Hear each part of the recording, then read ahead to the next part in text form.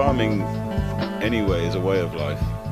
It's not a job, it's a way of life. If you're going to be a farmer, that's how you have to look at it. And organics, definitely, you have to, from my personal point of view, is you have to work with nature. Of course, within organic farming, there's a whole spectrum.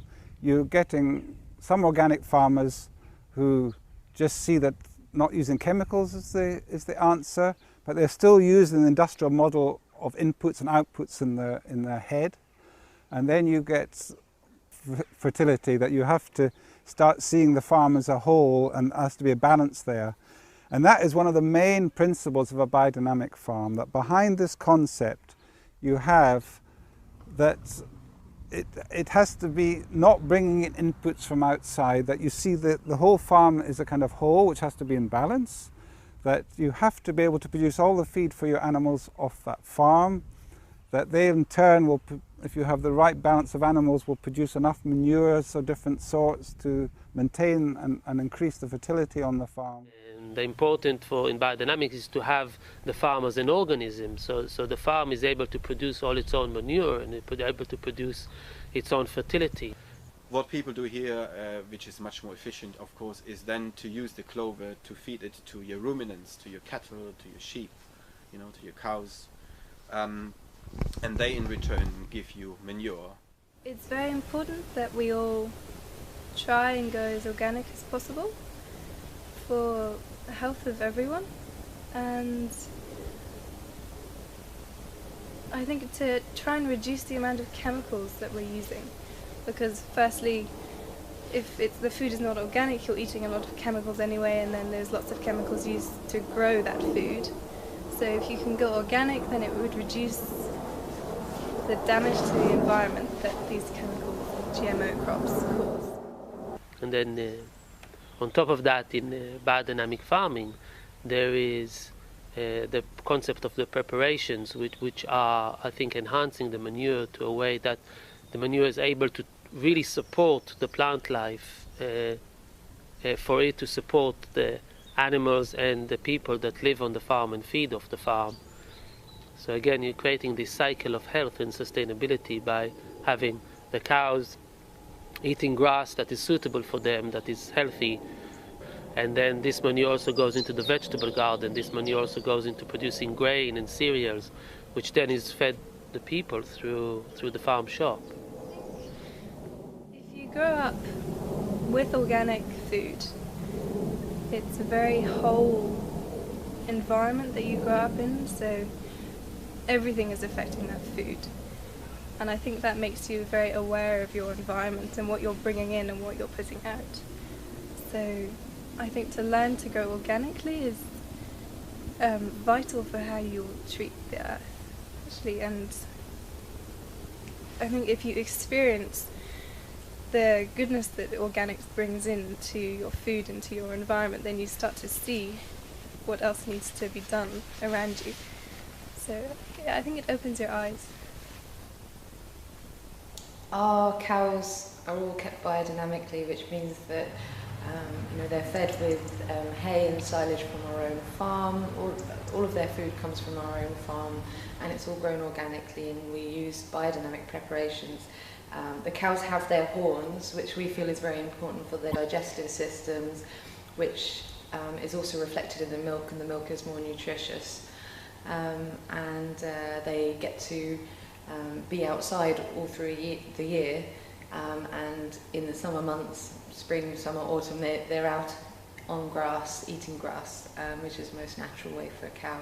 And you can really taste in the milk that it is sort of fresher, more nutritious than a lot of milk which is blended from many different farms and which isn't organic. I think the future is definitely for people to see not just organic or production, but small scale production, which is much more manageable for people and is able to employ more people and empower more people as to where their food comes from, and to have healthy food and have a stronger connection with their food. Because with industrial farming, we have lost connection with the source of our food and the quality of our food. One person can go to the store and buy pepper, doesn't matter what time of the year. We are able to import fruit and vegetables from all over the world, and we don't think about where our food comes from and how much effort goes into it. But in this farm here, it's a small farm, 200-acre farm. The people who are fed from this farm, the people who are in touch with this farm, get much more in touch with their food. I eat mainly vegetarian, some fish, and I tend to buy from local farmers markets only. I hardly ever enter a supermarket anymore and eat mainly organic food. Mainly vegetarian. I was vegetarian completely for, it was only 2 years. But I will eat the meat from this farm or from our sister farm Tablehurst because it's biodynamic. I know the people looking after the animals and I know what food they're eating and their environment that they've grown up in. So as long as I know that, I'm happy to eat the meat. I became vegetarian when I was 6, so I haven't eaten meat in a long time, and I think probably if I wasn't already vegetarian, then I would probably eat organic and biodynamic meat, but I don't really have any need for meat now, so I stay vegetarian. I was vegetarian as a child, and the whole family was vegetarian, but I only eat organic meat really, or biodynamic. Only vegetarian food and organic as well. There are methods which are available which can show that we're not just talking about minerals and pure substance, but there are forces in our food and working in nature. And one of those methods was developed by Pfeiffer when he developed the chromatography, and Dr. Kalisko as well with the crystallization method.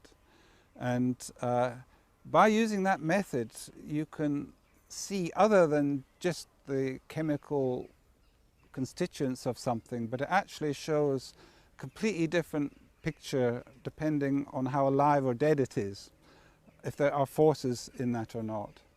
And these pictures are quite objective and it's absolutely clear. You can take a dead soil and take a sample from that, and one which has been enlivened of that same soil with compost and biodynamic methods, and it creates a completely different picture. Each farm is a small community of friends and not only colleagues. For being interested in organic agriculture, and what the farm does here is to do with the fact that you can involve the community in it, and also when you work with biodynamic agriculture or organic agriculture, you're actually producing food that people can trust. So after I became more interested in organic food and growing my own food and cooking my own food, I got also interested in what isn't organic or the conventional and the use of GMOs. And me personally, I'm completely against using GMOs when you're cooking or eating or anywhere, because they unfortunately are everywhere. The plant is genetically modified. It's missing a vital part of the life of the plant. And when you consume that, you're also missing that vital part of life. Yeah, I personally don't believe in GMOs because of the health benefits, well, for people and for the planet as a whole. I don't think that gene splicing is an advantage. I haven't seen proof of it getting better yields. The only potential downsides, I think, which is why I avoid it, is that it'll have an effect on us. GMO food, I think, is a limiting food source. It limits your diet, it limits the variety you can eat, and it makes you very dependent on the seed companies that produce this GMO seed. You can't save the seed, you can't grow next year from the same seed, so for me that raises questions about how good it is for you if it's not fertile enough to produce its own seed that is viable, then to eat food like that. I don't know how good that is for your body. It's got a terminator gene in it, which means that the the plant is not able to produce seeds for the next generation, how does that affect? So on a material level, on a nutrient level, maybe there is nothing there. It's the same as organic or biodynamic soya. But for me, from a quality point of view, I ask the question, how does it affect my own fertility if I'm eating food that is not able to carry its offspring, is not able to produce the next generation? Is not just only not able to, it's got a gene that is a terminator, that kills it. The risk of cross-contamination, not only from one plant to the other, but from one plant to bacteria, to other organisms, and so on and so on. It's you don't know what you're unleashing. You have no idea. But one thing is absolutely sure: whatever you do, it's completely irreversible. You will never be able to stop it again. Once it's out there, it will be out there. If it's working out in a bad way, there's no way to reverse this process. I'm very suspicious of GMOs. I have to say I always try to buy from local farms when I don't get my food from my own farm. And then I know I can trust the food. I know that I can talk to the farmers and see how it was made, and understand the attitude of the people who made it. So that's really important to me. GMOs have clearly, historically they've been associated with using pesticides. They've been associated with infertility of seeds and things like that, and exploitation of farmers. So personally I steer clear of them as much as I can, but also in the UK, as well as in a lot of countries, sometimes unless you are buying organic, it's impossible to know because they don't label that something has got GMOs in it. So that makes it very hard to always be certain. And the last thing is that now time and time again it proves that GMO doesn't work. Again, it's the question of sustainability. The fact that I sowed maybe a field of GMO corn and it's grown a good crop one year, it doesn't mean that it will grow food every year. A lot of GMO crops have proved to fail. They don't have higher yields, but they still need to have pesticides, herbicides and fungicides. And the result of it is then you get resistant strains like the super weeds, and this just becomes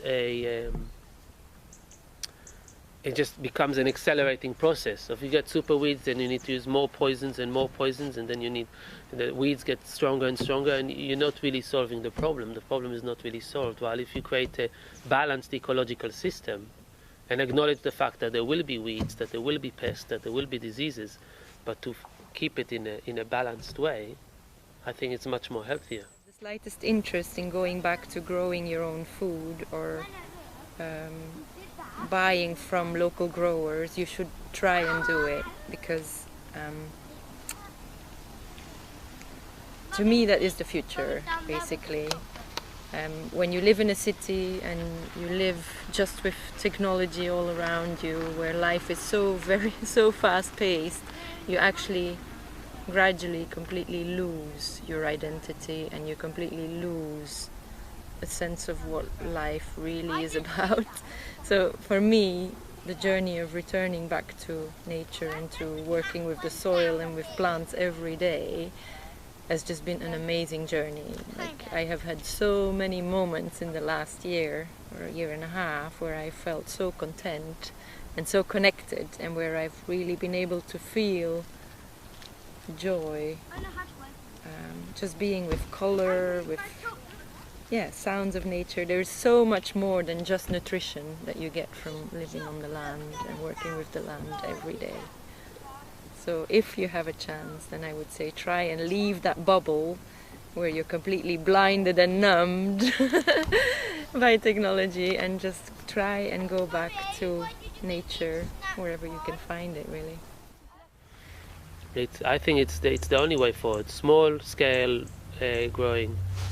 A lot of small farms that are able to grow and specialize in certain things, but grow also a wide variety of fruit and vegetables. It's also fun, It is. I wouldn't choose it if it wasn't. I really enjoy farming life. It's very seasonal, it's very rhythmic. You always have the most amazing food right at your fingertips. So I would definitely recommend everyone get into farming, but it is really hard work. And obviously if you're doing farming, then do organic farming because it's so much more rewarding. So if you are a young person living in a city and you have a desire to find out what it's all about, you just need to go onto websites like the WWOOF websites or HelpX, or there are so many resources on the internet now that can allow you to go and stay on organic farms in your own country even. You don't have to travel around the world, but that you can go and stay at places like that and get an experience volunteering for a few months or even for a few weeks. That would be a great thing to do. Or alternatively, try and find in your own city, if there are allotments available, community projects, community allotments. Like here in the UK we have quite a lot of those projects, and even while I was still working in an office I used to go and volunteer on Sunday afternoons. Try and find some of these projects and allow these projects to help you spark something for you to change your lifestyle and really understand what organics is about, just by eating organically and working with the land.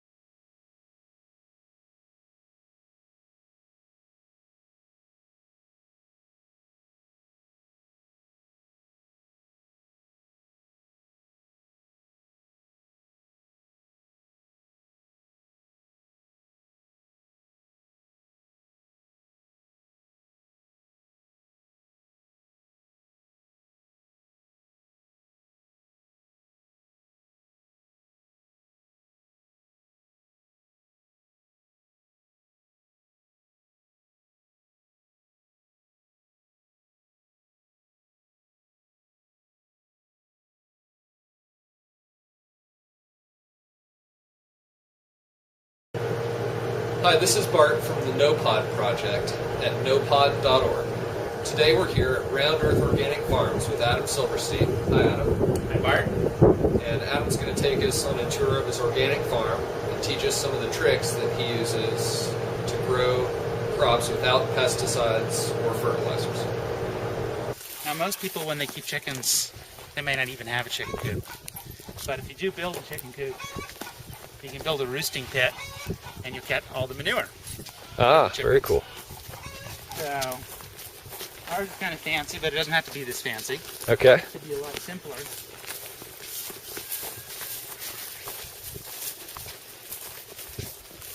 So there's some checks to it.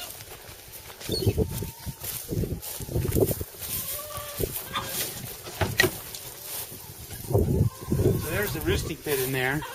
You can see all the manure that's accumulating there. And that is great fertilizer. So basically, if you look around in this room, that is the only spot the chickens have to sit. Even, well, other than the nesting boxes. But if you look like above the nesting boxes, how we did that slope over there, that's so they can't sit up there. Oh, I see. So they really spend all their time when they're in here sitting over there. Okay. And that's why all the manure accumulates over there. And then there's a trap door or something? There's a trap door on the outside of the building you lift up and you can shovel that manure out. Okay. How long does it take to collect that much? I mean, that's like a year. That's a year. Okay. Of manure. It depends on how many chickens you have. But supposedly they're like 70 to 80% or more of their manure is being dropped right there. Okay. But and that manure is pretty concentrated. Very concentrated, hot fertilizer. You probably want to let it sit for a while or compost it before you used it. Okay.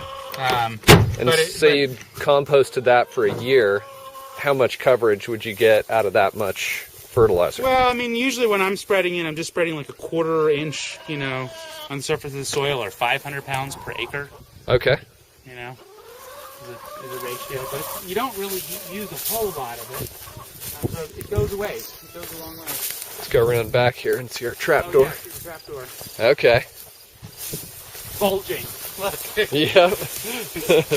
Nice. Looks like there's supposed to be another one.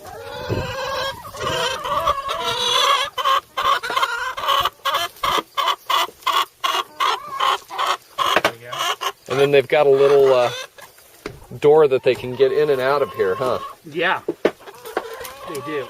They've got their own little run that they can use. And then they probably can't get over the 4-foot fence out here. No, some of them actually can crawl through the little, I've seen some of them push through the openings. Okay. Actually. But no, and they probably could fly over it if they really wanted to, but they're not really that interested in escaping. If you were in there chasing them and they took off, they could fly over the edge, because I haven't clipped their wings or anything to prevent them from flying. Okay. So. And how many chickens do you have? I think I have about 18 right now. Okay. Yeah. Very cool. Yeah. And they eat all of our scraps too. That's one of their big jobs on the farm. All the vegetable scraps. So we're processing the veggies. All the scraps go over there, and then they just wind up chowing down on those. Nice. Gonna have to empty that thing soon. It's bulging. And you just bring your tractor over with the bucket to... For the scraps? Or for that? Yeah. Yeah. Mm-hmm.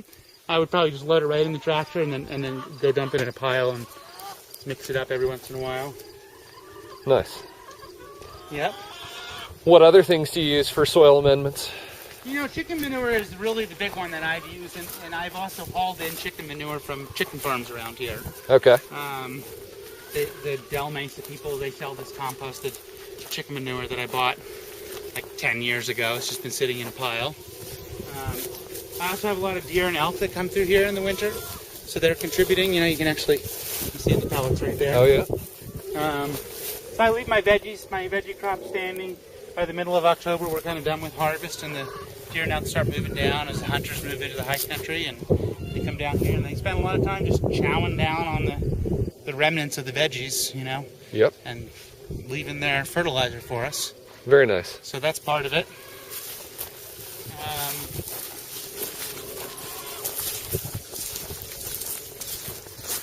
And then I'm kind of a big believer in just sort of taking care of your soils. And that if you have healthy soils, that for the most part, most soils have a lot of the nutrients that the plants need. And a lot of times when you have poor growth, it's because plants can't get at the nutrients that they need. Okay. So a lot of times just by working your soils, by tilling them, by irrigating them well, in our case irrigation, spreading some manure, you'll start to improve the soil over the years of just the factor of aerating them, just tilling them, growing some kind of a crop, even if you're just growing a cover crop, like a crop that's just to improve the soil. Okay.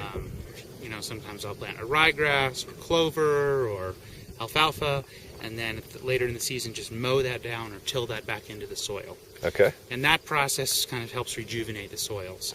And so part of what I'm doing is I've got, 15 acres, but I'm maybe growing veggies on 5 acres.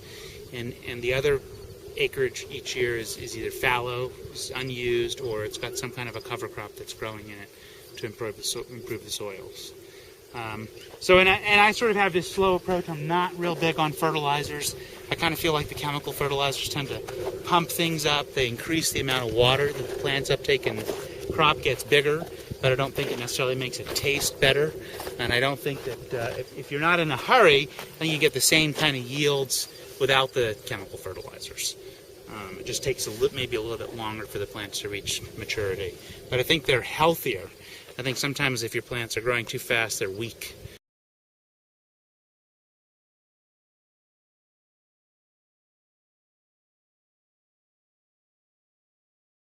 So I kind of have this idea that plants, like people, have an immune system, and that they have a resistance to things like pests.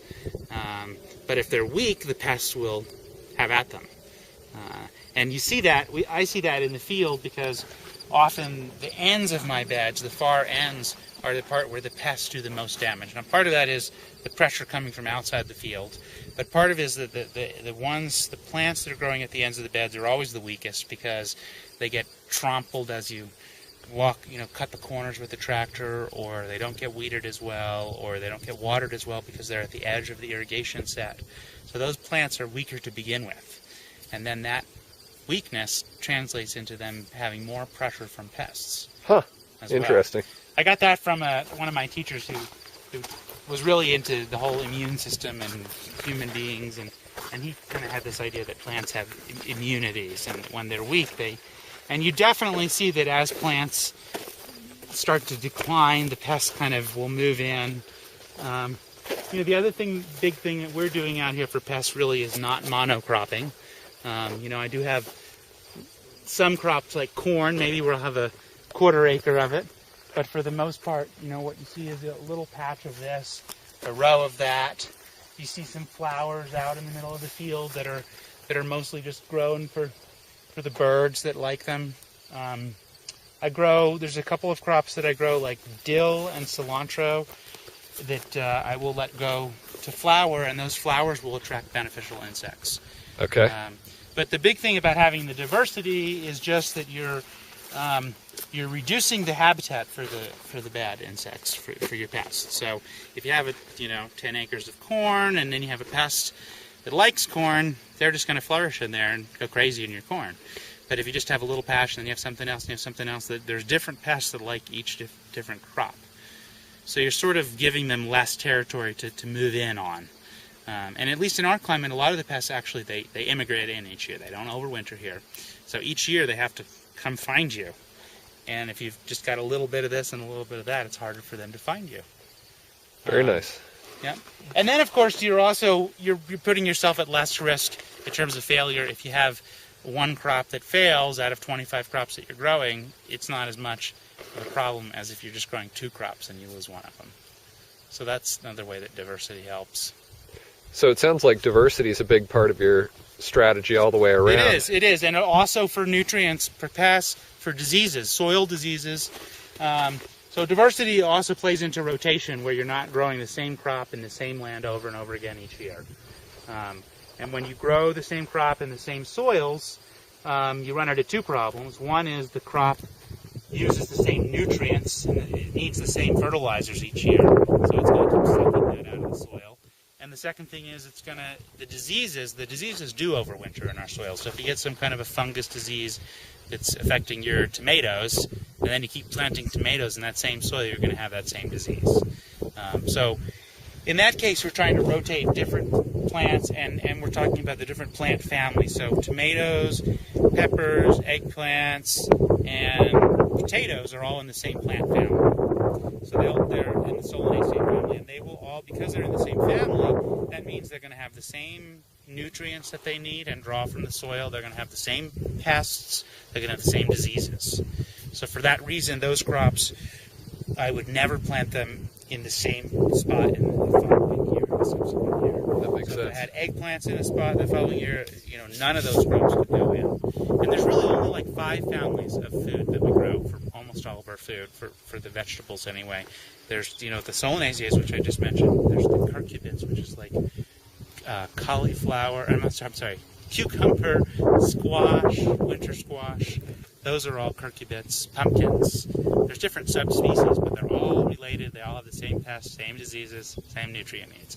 Then there's the Cruciferaceae, which is like or brassicas, they're called. Broccoli, cauliflower, kale, cabbage. All those are in that same family. Let's see. What other vegetable crops are there? There's the alliums, which is like the onions, the garlic, shallots, leeks, all those other oniony things. Stronger smelling root crops. Yeah, that was 3 plant families. I'm probably forgetting. Okay, so the lettuces are all in one plant family, but I can't remember what the name of that family is. I'll have to go look. I've got a book that's a little more of a guide that would give us like all the information. But the idea is that each, there really aren't that many different plant families that we have. I think it's just 5 that we grow vegetables in. And that each one of those plant families, as you get to know them as a farmer, they really are very similar. Broccoli grows very similar to cauliflower. They like the same conditions. They use the same nutrients, same pests, same diseases. So really, that plays into a lot. The diversity is also about rotating and having all those things kind of mixing up each year. Very nice. Okay. No, this is good. This is exactly what we need. And the other thing we do for pests is we use this remade material. That's going to be hard to come by in a place where you can't just order stuff through the mail. But that is like a fabric. It's probably something make very similar. But like we have problems with a certain pest that gets on our soft-leafed, like the tutsoys and the bok choys and stuff. It's the flea beetle will just eat those up. So we cover those crops with this very thin kind of fabric. It's an agricultural fabric called Rime, and it allows the air and the water and the sunlight to penetrate, but it doesn't let the bugs get through. Okay. Do you have some of that around we could look at? Yeah, we can look at a piece of that. I think, it's very similar to like what a very fine, like muslin cloth, like a cheesecloth would be. Okay. So it's probably something people have seen, but maybe that it's not very accessible. It's like amazingly effective. It's the barrier method. It's just amazing. You just cover something, and you have to be a little careful because if you've got fruits in there that need to get pollinated, you're keeping your pollinators away too. Okay. So if you need to have bees that are going to spread the pollen, then you can't keep it covered all the time. But if you're not worried about it, if you're just growing a leafy crop where there's no fruits, then you don't worry about that. And the beetles don't crawl around the fabric or something like that? I pin it down, but these flea beetles actually, they move by hopping. Okay. So they don't really crawl. Huh. And there's some that get under there anyway, and there's some under there before you start. But it's just much, much less. Okay. Yeah. So that's what it sounds like, is that you're never going to eliminate your pests on an organic farm. Right. But doing everything you can to interrupt their life cycle. Yep. And, some people are, we have the benefit of growing in a desert climate, so we don't really have the kinds of pest pressures that some people have. But like our organic fruit tree growers, the apple growers, they have to spray really regularly to keep the codling moths from moving in. And they're spraying some kind of an oil that has some kind of a plant extract in it that's toxic to those bugs, Okay. And it's organic because it's made with organic source materials, but it's still sort of very intensive. It requires a lot of intervention. Yep. Mostly what I'm doing doesn't require a lot of intervention. I'm mostly succeeding by the diversity, like I mentioned, and volume, and also choosing to grow here where there's not a lot of pests. Very nice. Yeah. I'll keep walking a little bit. Let's see. Do you bring in beneficial insects? You know, I have before, but for the most part, I've kind of stopped doing that. It's really most effective when you're in like a greenhouse and you can keep them from flying away. You know, and they do sell, like, you can get these bags of ladybugs and you go and you spread them, and they're ravenous when they come, and then you just watch them go to work. But usually a few days later, they're kind of gone. Okay. They kind of move on unless there's something great about it. And mostly what I try to do is just, again, create that habitat for them. So, like, I grow these breaks of dill and cilantro, and the ladybugs are drawn to that, and then they'll go out and find other food. Okay, so dill and cilantro are your big favorites for attracting. They're my big favorites. They're in the Umbrophilerae family. That was one of the family we didn't talk about. The carrots are in that family. What else is in that family? Umbrophilerae. It's they all make a similar kind of flower. It's like an umbrella. That's where umbel comes from. And those flower heads, we can actually. I'll show you some here. Those flower heads are what's very attractive to the beneficial insects. We'll have lace wings on them, and ladybugs.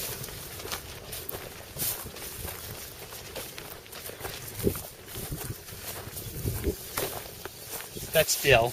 Okay. And that's the classic umbel family.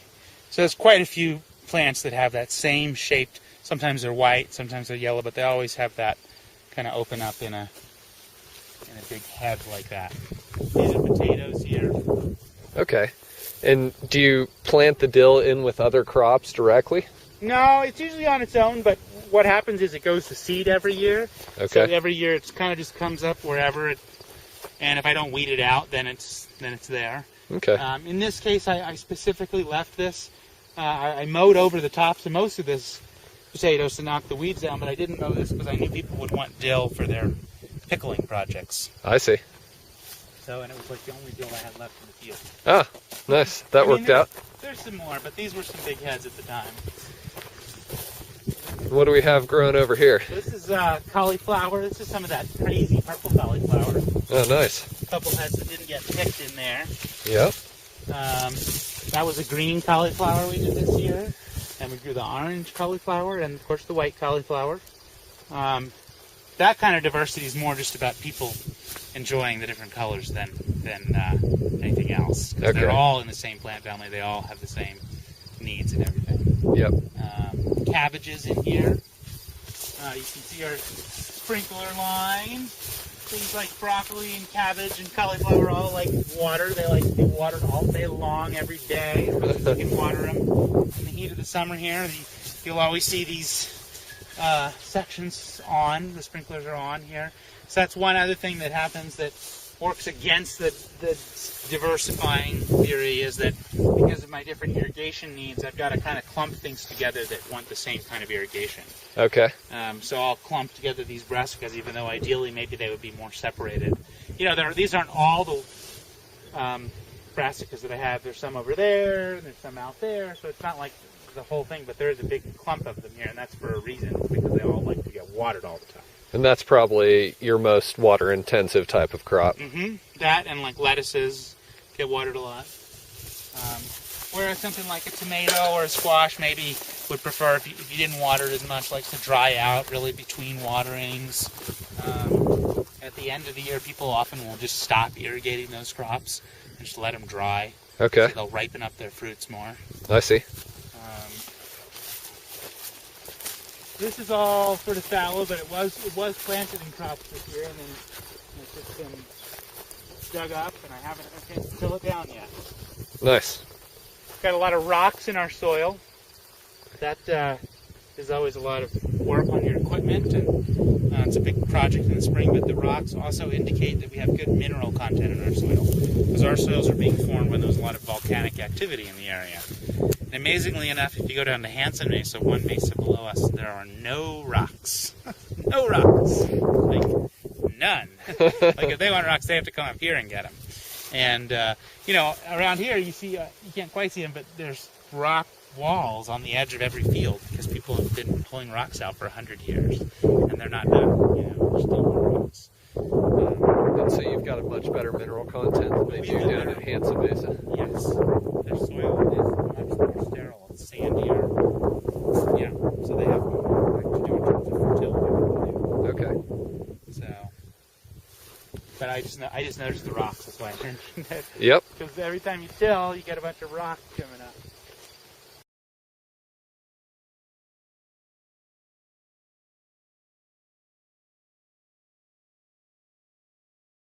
The conditions change. You can have things come up that weren't growing there before just because you've changed the conditions. So over like several years of farming, you'll start to see different types of weeds that you didn't have before, just because they're sort of proliferating in your soil. Okay, and what types of things do you do to deal with weeds? Weeds we really cultivate by hand. It's all done mechanically by hand. I do a little bit of tractor cultivation on my bigger crops like the corn, where I can get the tractor set up and tear through there with blades behind my wheels and get a lot of the weeds that way. But for most of the crops we're weeding by hand. We use a hand hoe that's like a stirrup blade hoe. Okay. It's like a thin blade and kind of a slightly flattened, it's not completely flat, but it's got like a little bit of a bend to it. You can just use it in this pulling motion towards you. The biggest thing that I've found about weeding is that the timing is really critical. You have to weed before the weeds get too big, or you wind up doing a lot more work. And so getting to the weeds at just the right point is really important in terms of being efficient. Also, the moisture level of the soil is really important when you're weeding. So in our climate where it's dry and we can control the moisture level, I try to make sure that the soil that we're cultivating, hoeing, is not soaking wet, because the mud will just clog up your tool. You also don't want it to be super, super dry, because the soil just gets hard when it's dry. But it's got to be kind of somewhere in between, a little bit of moisture. And then right after we cultivate, we want the weeds that have been cut up to just bake in the sun, so we don't want to irrigate for another day or two after we weed. Okay. And then we can start to irrigate again. Where you're in a climate where you're relying on rain, you have to really be on top of, today's the day, we've got to weed today because the conditions are right. So the weeding is most effective when the conditions are perfect. The weeds are at the right height, the moisture level's right. So to me, being really successful about weeding is just keeping at it all season, kind of starting early. I start when the weeds are just like tiny, tiny weeds and you can barely see them, and we just start. And it's very quick, you just weed a whole bed in almost no time because there's not much. You don't even see much, and it's very quick, but still it makes a difference. So I just kind of try to start early and stay on top of it. How often do you weed? Well, it's kind of like a part of our season. Like early in the season, we're doing greenhouse work and field prep work. Then we're getting to planting big time. And usually by the middle of May, we're almost done with our planting and we're really getting into weeding. And then we have a period of about a month and a half where that's all we do. And I hire a crew. I bring people in to help us with weeding because it's a big labor need that we suddenly have. And then it kind of goes on. It kind of trickles in, and then it gets really big, and then it kind of goes on for almost the rest of the season. It kind of slows down towards the end because we stop weeding certain crops, and other crops we have to weed again, or maybe a second or third time. Okay, and what do we have here? These are artichokes. This is the rest of the artichokes. They're really kind of finishing up. Here's the broccoli. Got some wild turkeys out there. I don't know if you can see the turkeys. Oh yeah. They like to eat the bugs too. And they don't tromp on the crops too bad, huh? No, we did notice some damage in our lettuces this year, but not too much. They really move quite a bit. They don't tend to stop and do too much concentrated damage. And how many turkeys do you have out here? I have no idea. There are several groups. They're wild. Probably 50.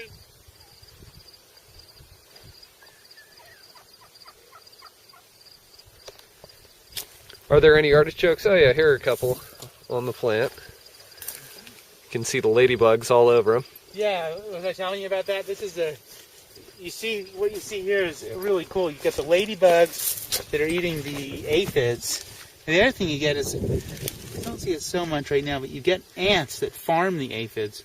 The ants, there's an ant, they bring the aphid eggs up and they put them on the plants, and then they come back and they harvest the little baby aphids to eat.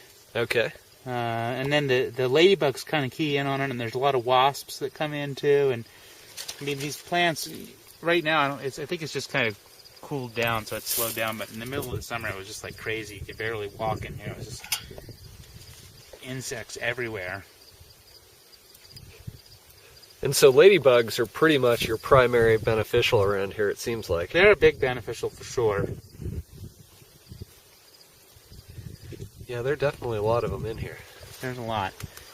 The celery in our climate tends to get really tough. So what I'm trying to do here is hill it up. I'm trying to use a tractor to bury these things with dirt. And then that'll sort of blanch them and make them turn white and tender, hopefully. Nice. I can almost smell the peanut butter and raisins.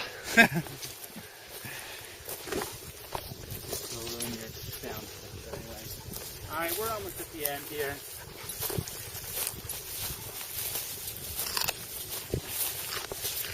It's good. Talk a little bit about drip tape.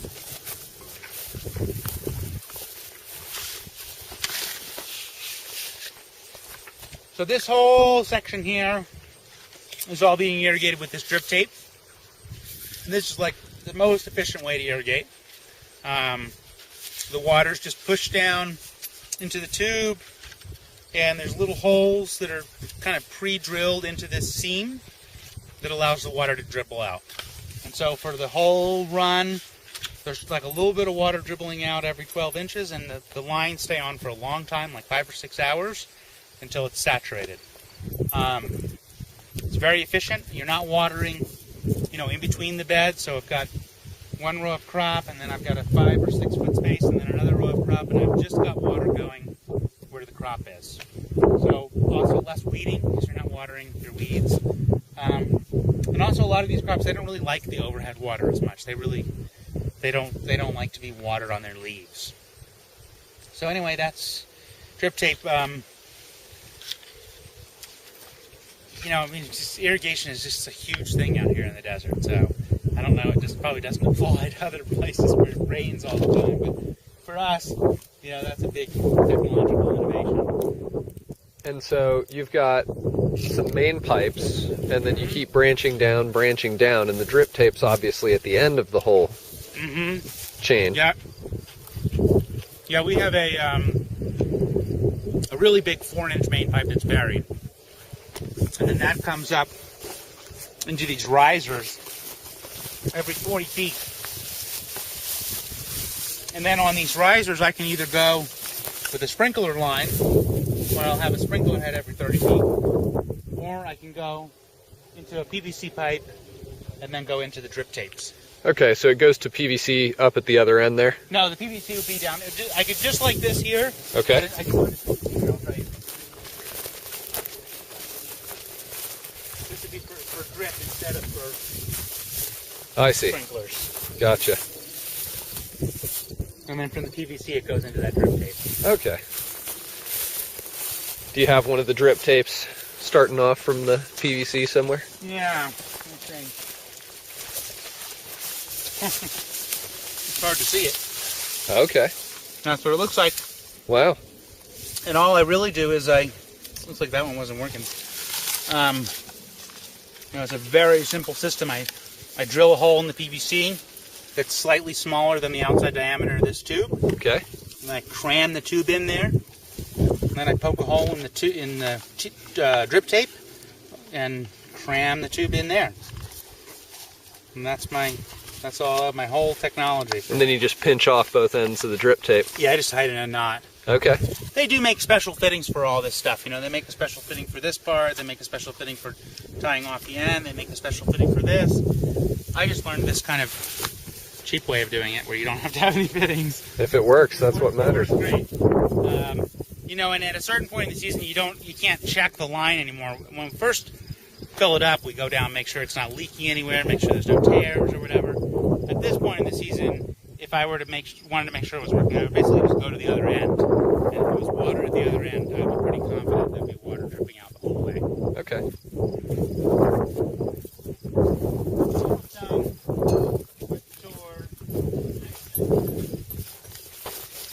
Sweet corn, very productive. Everyone here loves to eat sweet corn. Would also make great silage crop for a cow. You know, the cow would eat the whole thing. And I know that most types of sweet corn for modern farming have been bred so that there's only one ear per stalk of corn. That's probably true. Is that how this corn is, or? No, this one will produce a couple per. Okay. Mm-hmm. And what variety of corn is this? Do you know? It's called Delectable. Okay. I mean, it is a hybrid, but it's not like genetically modified. It's just a cross between two types.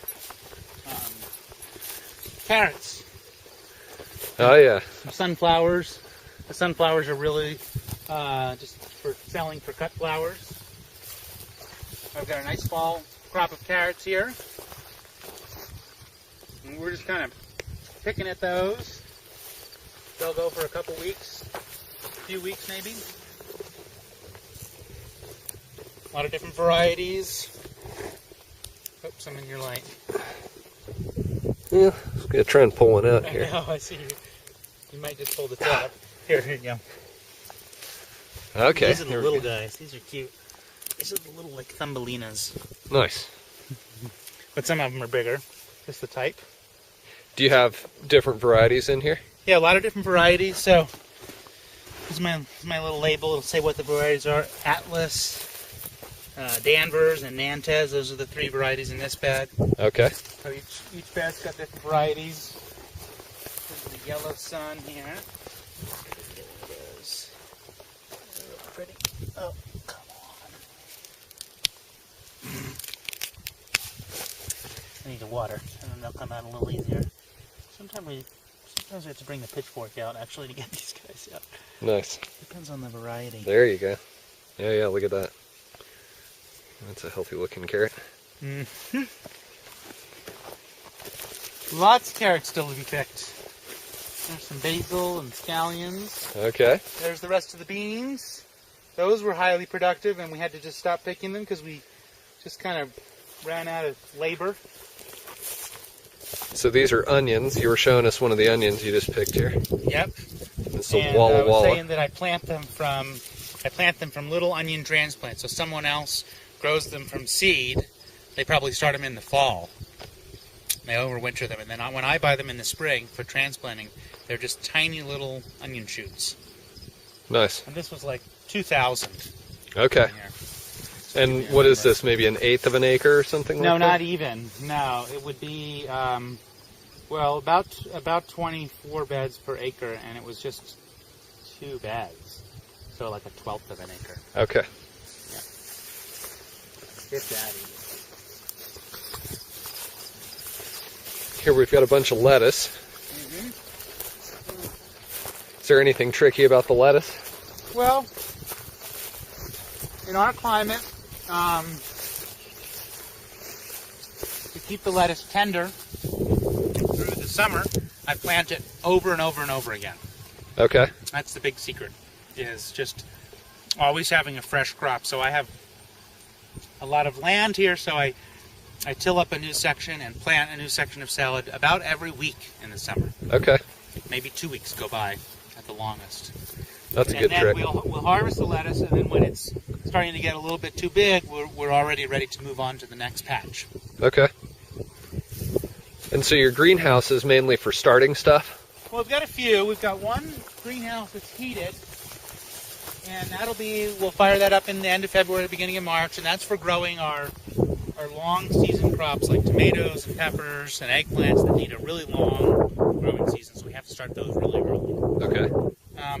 Then this hoop house and then that hoop house out in the field there are both kind of designed for providing extra heat during the growing season.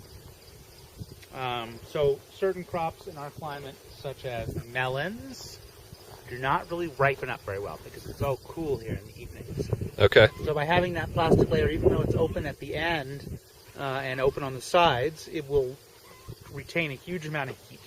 Plus, of course, it's much hotter in there during the day.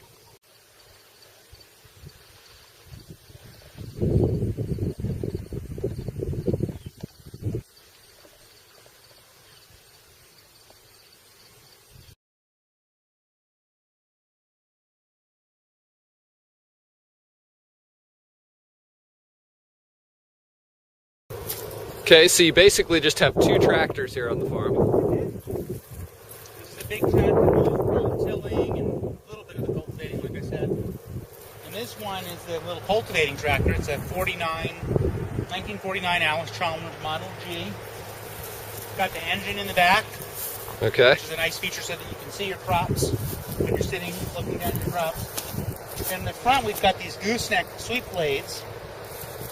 And these are set up to weed the 3 rows that we grow in our beds. So these blades work the soil, the wheel and this back are kind of rolling along, floating along. Okay. These brackets allow the blades to move up and down. I see. And then this is cutting into the soil. So the idea is this is just below the surface of the soil. This area here is being left untouched in between those 2 blades. But this is being cultivated, this is being cultivated. And so there's 3 lines that are left, 3 parallel lines, and those are where the crops are. Nice. So those 3 lines would line up with these 3 markers. So when we're planting, I will mark the fields with these, and that'll give us 3 furrows. And then we'll drop our transplants that we've grown, like our broccoli transplants or our lettuce transplants, into those 3 furrows. Okay. And we can come back with the front part and weed it without hitting, if you're not hitting one row, you're not hitting the other 2 rows. Right. Because they're parallel. They're not straight, they're parallel. And then also with the big tractor, the other thing that I do that we didn't talk about is I do some direct seeding with that. So I've got 3 seeders that I put on the bar on the back, and I can fill those up with carrot seeds like I saw out there, or corn, or beets, or it's a whole bunch of different crops that I direct sow. Peas, beans, all those things. I'll dump those seeds in the seeder and then drive down, and then that's putting the seed right below the surface of the soil. Again, the spacing on those 3 rows would match the spacing of these and the spacing of my cultivators. Okay. So I'm able to go back and do the cultivating. Nice. We still cultivate everything by hand, but this allows us to come through very quickly. I can, in a couple of hours, go cultivate a whole acre. And, it's not 100% thorough, but it's a 80, 90% kind of thing, and then come back by hand to finish the job off. Well, it seems like a neat little tractor. That's cool. Let's go see your double digger. Okay. So this is a spader. It has just a series of 8 blades. Mine does. They come in different widths. And what happens is the blades make a motion kind of like this. They chop straight down, and then they kind of loop back. They're making a circular motion. And what happens is they're chopping up the soil as you move forward very, very slowly with the tractor. They're slicing off like maybe a ½ inch or an inch of a trench that you're working, and they go down quite far, 10 or 12 inches, maybe even more. And then as they make their backward motion, they catch the top half of that tilling depth, maybe 5 or 6 inches, and they fling it backwards against this plate. Okay. And the soil, if the moisture content's right, will hit that plate, pulverize, and fall back, making a really nice seed bed on top, just like you get with a rototiller. Now, if it's too dry, it'll be, it won't pulverize. If it's too wet, it turns it into muddy chunks. So the moisture content really is very critical on this implement. Okay.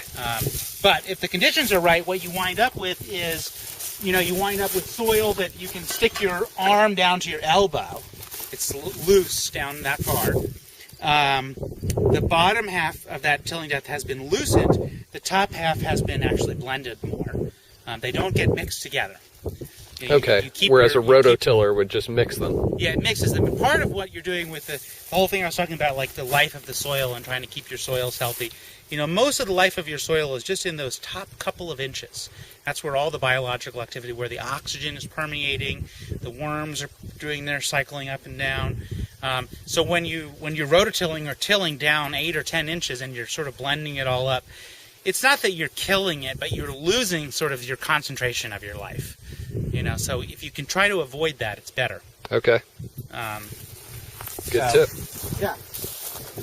And it's a great tool, and they have come down in price quite a bit since I bought mine, and they make them in all different sizes, so you can get them even as small as like for a Flossie rototiller. Oh, okay. They have them for like a BCS rototiller.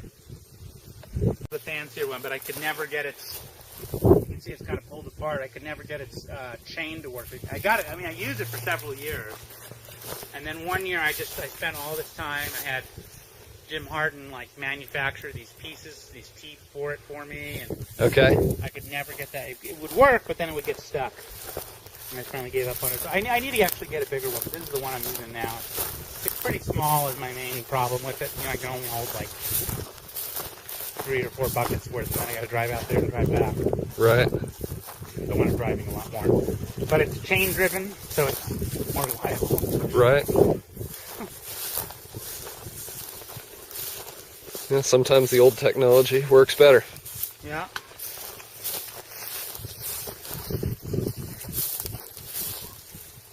And then does something, I guess, oh, okay, on the bottom of the bed there, that all moves and moves it to the That back. whole thing moves back, yeah. There's like a, as the chain runs, there's like a beater arm somewhere that pushes this big wheel around.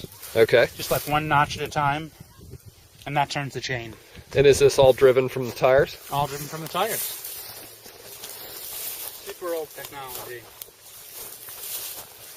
And do you have control over various aspects of it with these levers? Supposedly, although mine is not working that great, so I just basically have on and off. Okay. But supposedly, one of them would control like how much was letting out, and one of them would control how fast it was moving. I see. But for me, it's just kind of either on or off. Yeah, neat piece of equipment. How old would you guess that is? I don't know. 50 years maybe? The guy I bought it from was like 90 or 80 something. You know? Yep. Probably the easiest $500 he ever made. There you go. All right, well, that was great, Adam. Had fun, and I'm sure we learned a lot today, so really appreciate it. Until we see you next time. Great. Thanks for coming out. Yep. Thank you.